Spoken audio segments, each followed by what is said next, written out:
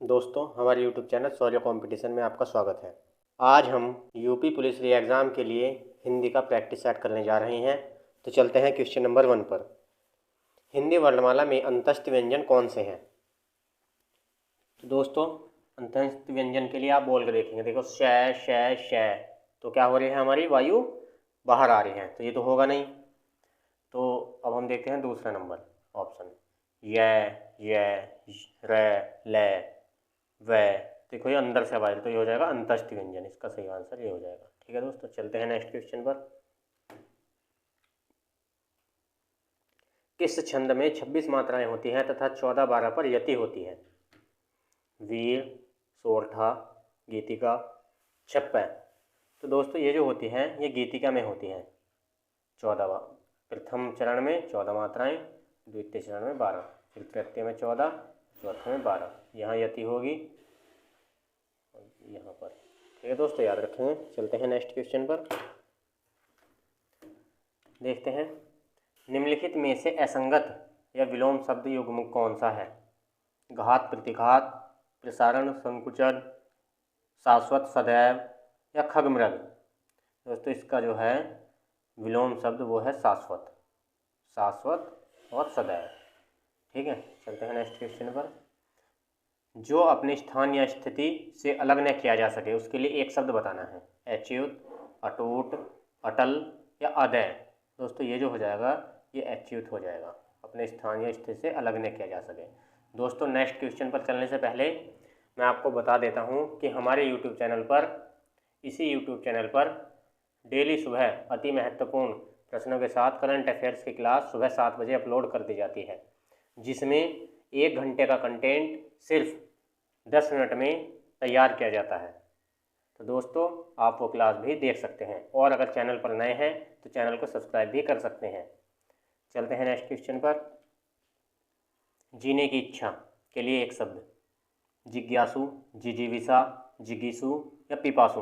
दोस्तों, जीने की इच्छा के लिए एक शब्द जो हो जाता है वो हो जाता है जिजीविषा। क्या होता है? जिजीविषा। नेक्स्ट क्वेश्चन, संख्या गमन का सही संधि विच्छेद है। सखी प्लस आगमन, सखी प्लस आगमन, सखी प्लस गमन, संख्या प्लस गमन। दोस्तों, इसका जो होगा सखी प्लस आगमन। और ये कौन सी संधि का उदाहरण हो जाएगा? ये हो जाएगा दीर्घ संधि का उदाहरण। चलते हैं नेक्स्ट क्वेश्चन पर। जब किसी सामान्य बात का विशेष बात से तथा विशेष बात का सामान्य बात से समर्थन किया जाए तो वहाँ कौन सा अलंकार होता है? विरोधाभास अलंकार, संदेह अलंकार, अर्थांतरन्यास अलंकार या विशेषोक्ति अलंकार। दोस्तों, वहाँ पर होता है अर्थांतरन्यास अलंकार होता है वहाँ पर। देखते हैं नेक्स्ट क्वेश्चन। अशुद्ध वाक्य का चयन कीजिए। कामायनी उच्च कोटि का काव्य है। अशुद्ध वाक्य बताना हमें। माता पिता पूज्यनीय है। आपका भविष्य उज्ज्वल हो। इस पुस्तक का नया संस्करण प्रकाशित हो रहा है। दोस्तों, इसमें जो अशुद्ध वाक्य है वो ये है, माता पिता पूजनीय हो। और ये सब सही लिखे हुए हैं, पूजनीय, पूरा जय बनना था इसमें। चलते हैं नेक्स्ट क्वेश्चन पर। छायादार शब्द किसका उदाहरण है? तत्सम शब्द है ये, देशज शब्द है, विदेशज शब्द है या संकर शब्द है छायादार। तो दोस्तों, छायादार जो शब्द है ये संकर शब्द है। ठीक है, चलते हैं नेक्स्ट क्वेश्चन पर। निम्नलिखित में से किस विकल्प में सभी शब्द भाववाचक संज्ञा शब्द हैं? अमीर, गरीब, समूह, मिठास, जवानी, खट्टास, पुस्तक, गंगा, रसीला, कड़वाहट, बुढ़ापा, उन्नति या धैर्य, चालाकी, उदासी, सूर्य। तो दोस्तों, भाववाचक संज्ञा जो है वो क्या है? रसीला, कड़वाहट, बुढ़ापा, उन्नति। मैंने आपको पहले ही बताया था कि भाववाचक संज्ञा की पहचान सबसे बढ़िया क्या है कि इसको हम प्लेट में नहीं रख सकते और ये एक वचन होती है। ठीक है, चलते हैं नेक्स्ट क्वेश्चन पर। गलत अर्थ वाली लोकोक्ति का चयन कीजिए। आगे नाथना पीछे पगहा बंधनहीन कहते हैं, या 3 तेरह होने को संगठित होना है, या एक टकसाल के ढले हैं सब एक जैसे हैं, या आँख के अंधे गांठ के पूरे मूर्ख लेकिन धनवान। तो दोस्तों, ये जो हो जाएगा लोकोक्ति का चयन, गलत जो लोकोक्ति है वो ये हो जाएगी 3 तेरह होना। 3 तेरह होने को कहते हैं तितर बितर हो जाना, ना कि संगठित होना। चलते हैं नेक्स्ट क्वेश्चन पर। रिक्त स्थान की पूर्ति कीजिए। अंधों में डैश डैश डैश राजा। लंगड़ा राजा, पहलवान राजा या काना राजा या चतुर राजा। तो दोस्तों, ये हो जाएगा 12 का सी, अंधों में काना राजा। देखते हैं next question. Dash dash dash के अंधे को हरा ही हरा नजर आता है। बचपन के अंधे को, सावन के अंधे को, या आँख के अंधे को, या बात के अंधे को। दोस्तों ये जो है सावन के अंधे को हरा ही हरा नजर आता है। चलते हैं नेक्स्ट क्वेश्चन पर। काला अक्षर डैश डैश बराबर, मतलब काला अक्षर, काला नहीं काला अक्षर है दोस्तों ये। किसके बराबर? उल्लू के बराबर, गाय के बराबर, भैंस के बराबर, या कोयल के बराबर। तो दोस्तों काला अक्षर भैंस बराबर, ठीक है, इसका सी ऑप्शन हो जाएगा। चलते हैं नेक्स्ट क्वेश्चन पर। वाक्यांश के लिए एक शब्द चुनिए। गोद लिया हुआ पुत्र, गोद लिए हुए पुत्र को क्या कहते हैं? दत्तचित्त पुत्र, दत्तक पुत्र, त्याज्य पुत्र, या दोस्तों दंपत्ति। तो दोस्तों इसको बोलते हैं दत्तक पुत्र। चलते हैं नेक्स्ट क्वेश्चन पर। जो मापा न जा सके, जो मापा न जा सके उसे क्या कहेंगे? अपरिमेय, अमापित, अनुपेय, अपर। तो दोस्तों जो मापा न जा सके उसको हम कहते हैं अपरिमेय। चलते हैं नेक्स्ट क्वेश्चन पर। जो किए गए उपकारों को मानता हो, उपकारी, कृतज्ञ, कृपापात्र, सुपात्र। दोस्तों इसको कहते हैं, जो किए गए उपकारों को मानता है उसको कृतज्ञ कहते हैं। चलते हैं नेक्स्ट क्वेश्चन पर। मैंने रमेश से पत्र लिखवाया, इस वाक्य में लिखवाया कौन से प्रकार की क्रिया है? अनुकरणात्मक क्रिया, नाम धातु क्रिया, प्रेरणार्थक क्रिया, संयुक्त क्रिया। दोस्तों ये जो है ये प्रेरणार्थक क्रिया है। मैंने रमेश से पत्र लिखवाया। चलते हैं नेक्स्ट क्वेश्चन पर। कवि मलिक मोहम्मद जायसी द्वारा रचित पद्मावत, जो पद्मावत है वो किसकी है? मलिक मोहम्मद जायसी द्वारा रचित कहानी है, ठीक है। तो दोस्तों ये कौन सी भाषा में है? पद्मावत की भाषा है ये। की भाषा कौन सी है? ब्रज भाषा है, अवधी है, भोजपुरी है, खड़ी बोली है। दोस्तों ये इसकी जो भाषा है वो अवधी भाषा में ये लिखी गई है, ठीक है। चलते हैं नेक्स्ट क्वेश्चन पर। दिग्दर्शन का संधि विच्छेद होगा। दिग प्लस दर्शन, दिग प्लस दर्शन, दिक प्लस दर्शन, या दिक प्लस दर्शन। दोस्तों इसका जो हो जाएगा दिक प्लस दर्शन हो जाएगा, क्योंकि जो ग है ये अधक है और द में टूट जाता है। चलते हैं नेक्स्ट क्वेश्चन पर। वृक्ष से पत्ते गिरते हैं, वाक्य में कौन सा कारक है? अपादान कारक, करण कारक, कर्म कारक, अधिकरण कारक। दोस्तों इसमें जो है अपादान कारक है। कारक आपने पढ़े होंगे, कर्ता ने कर्म को करण से, अधिकरण से अलगाव, ठीक है दोस्तों। चलते हैं नेक्स्ट क्वेश्चन।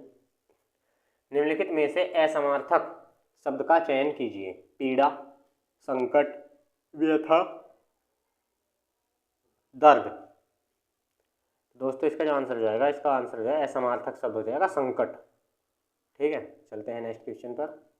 निम्नलिखित में से असमार्थक शब्द का चयन कीजिए। इसमें भी असमार्थक शब्द बताना है। स्नेह, अनुराग, द्वेष, प्रीति। दोस्तों इसमें जो हो जाएगा द्वेष हो जाएगा, ठीक है। चलते हैं नेक्स्ट क्वेश्चन पर।